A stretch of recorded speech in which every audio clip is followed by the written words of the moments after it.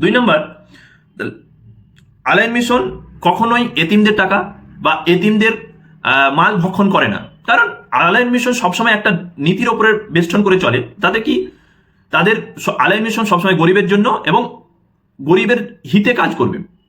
এখন যদি আমরা দেখতে পারি, একটা আগে ছিল আলাইন মিশনের যে জায়গাটা, যে ক্লাস 5 থেকে 12 পর্যন্ত একটা যারা এতিম একটা সংখ্যক থাকবে এবং তারা সময়ভাবে চলবে।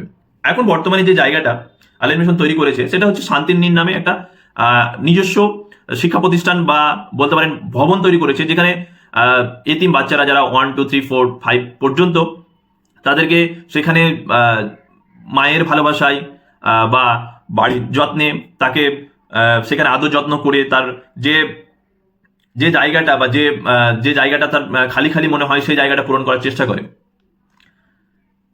আপনারা বলেন যে আলাইন মিশন টিচারদের অধিক মাত্রায়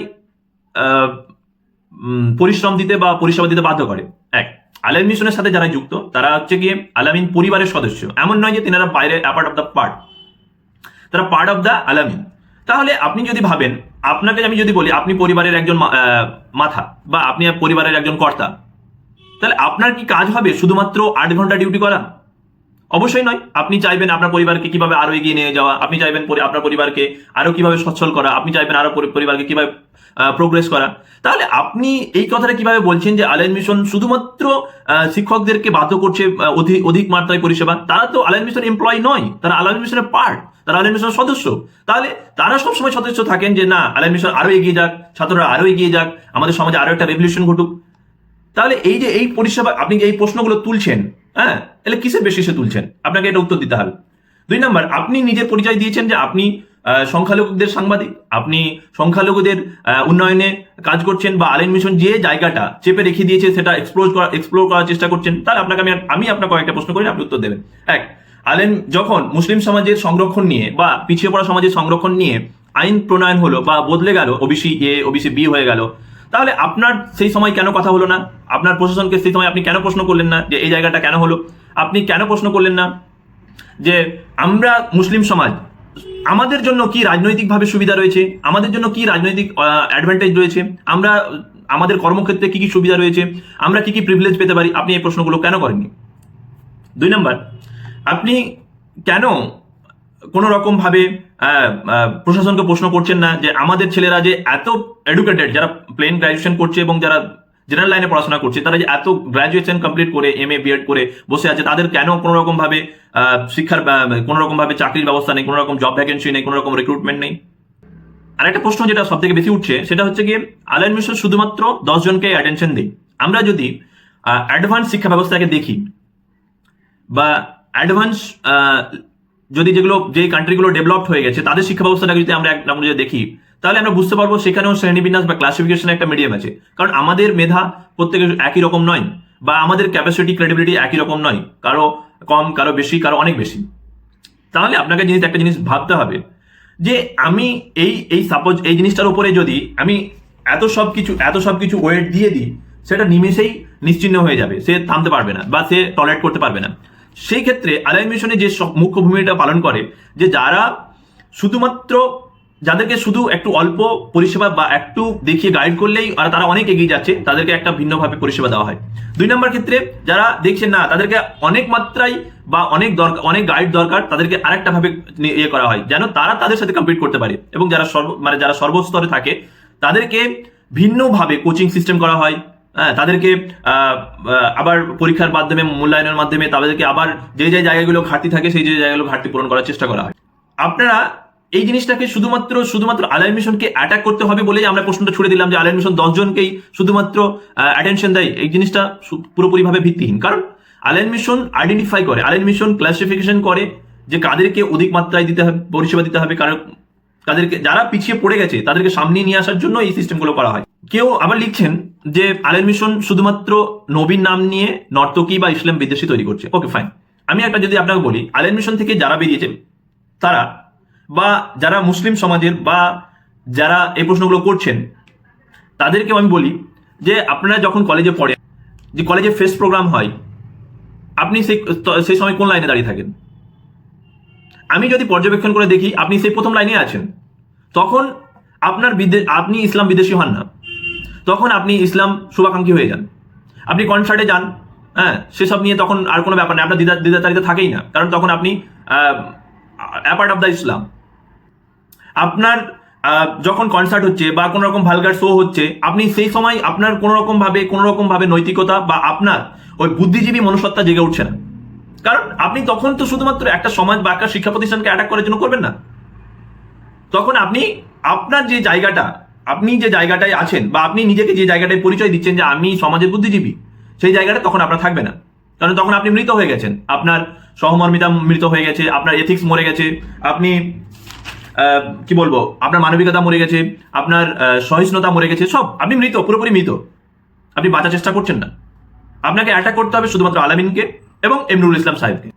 আপনি যে জায়গাটায় আপনি দাঁড়িয়ে আছেন, ঠিক আছে, আপনি যে জায়গাটায় আপনার নিজেকে পরিচয় দিচ্ছেন যে আমি মুসলিম সমাজের একজন বা সংখ্যালঘু সমাজের একজন কি বলবো নবজাগরক, সেই জায়গা থেকে আপনাকে কথা বলি যে আপনি বিরোধিতা করছেন শুধুমাত্র বিরোধিতা করার জন্যই বা আপনার মুনাফা অর্জনের জন্যই, ঠিক আছে।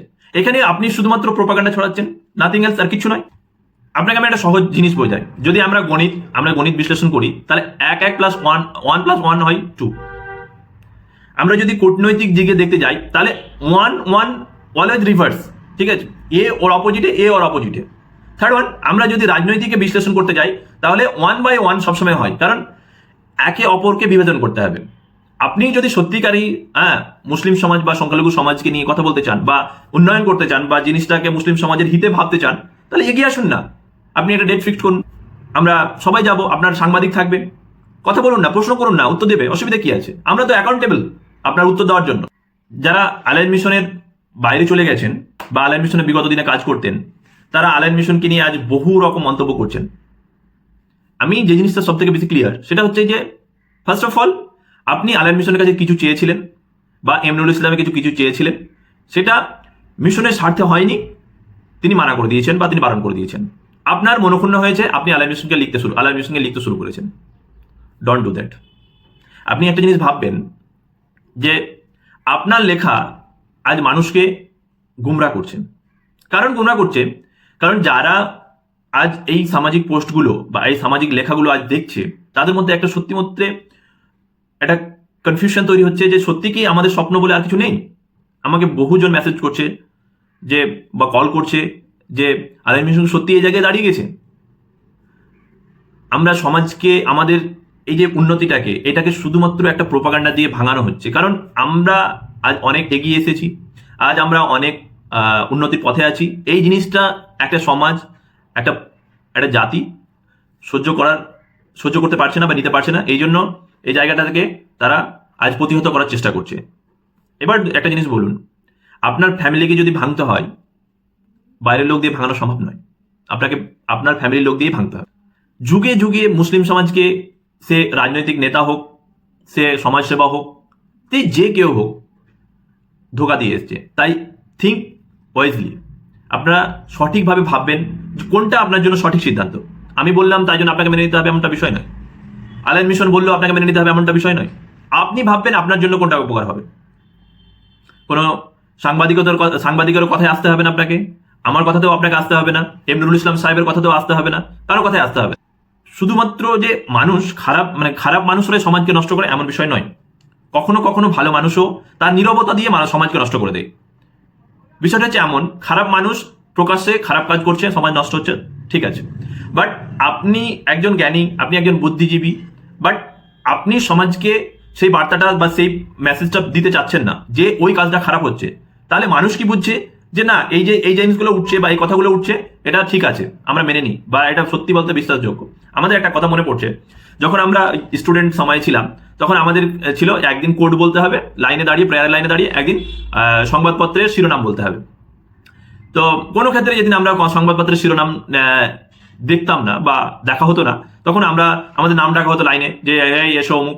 তখন কি করতাম যে আমরা মন গড়া, ঠিক আছে, এমন একটা সংবাদ তৈরি করতাম যাতে যেখানে মানে মিথ্যার কোনো এভিডেন্স বা মিথ্যা যে আছে যুক্ত আছে সেই জিনিসগুলো নিরক্ষণের টের পেত না।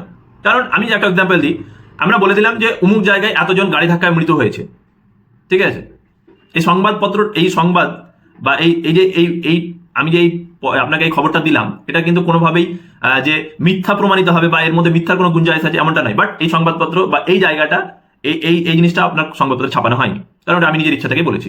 তো সংবাদপত্রটা বা সাংবাদিকতা যারা করছেন তারা এমনভাবেই করছেন যে আমরা আমাদের পিছনে বা এর নিরক্ষণে কি আছে সেই জিনিসটা আমরা বিশ্লেষণ করছি না। আমাদের ইচ্ছা হলো আমাদের কাছে আজ অফুরন্ত ইন্টারনেট আছে, আমাদের থিঙ্কিং আছে, আমরা লিখে দিলাম, ব্যাস হয়ে গেল।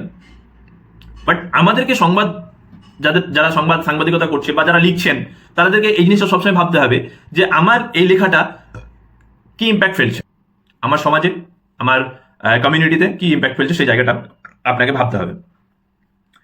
লাস্টলি, যে teaching is the one profession who creates all the profession. তাহলে আমি ধরে নিলাম যে এমনিরুল ইসলাম একজন শিক্ষক এবং তিনি সমাজের মানুষকে শিক্ষা প্রদান করে থাকেন এবং সমাজকে সংস্কার করার কাজে লিপ্ত আছেন। আপনি একটা জিনিস ভাবুন, আপনাকে যদি আমি বলি যে কাল চলো আমাদের একটা সংখ্যালঘুদের একটা প্রোটেস্ট করতে হবে, আপনি কখনোই যাবেন না, কারণ সেখানে আপনার লাভ নেই, সেখানে আপনি সাময়িকভাবে মুনাফা পাচ্ছেন না বা আপনি আপনার প্রফিট খুঁজে পাচ্ছেন না, আপনি কখনোই যাবেন না। আপনাকে যদি বলি ইনস্ট্যান্টলি চলো 500 টাকা দেওয়া হবে, বিরিয়ানি খাওয়া হবে, আপনি চলুন, আপনি ডেফিনেটলি যাবেন, কারণ তখন আপনার 500 টাকা ইনকাম হবে, তার জন্য আপনি যাবেন। তাহলে একটা মানুষ আজ থেকে তিনার পুরো লাইফটা, তিনার পুরো জীবনটা একটা সমাজের জন্য, একটা কমিউনিটির জন্য উৎসর্গ করে দিয়েছেন, এটা কি কম একটা সমাজের জন্য?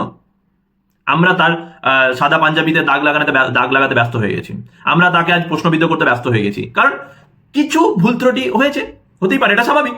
এত একটা বড় সংসার, এত স্টুডেন্ট, এত ফ্যাকাল্টি, এত ব্যবস্থাপনা, ভুল হতেই পারে, উনি মানুষ।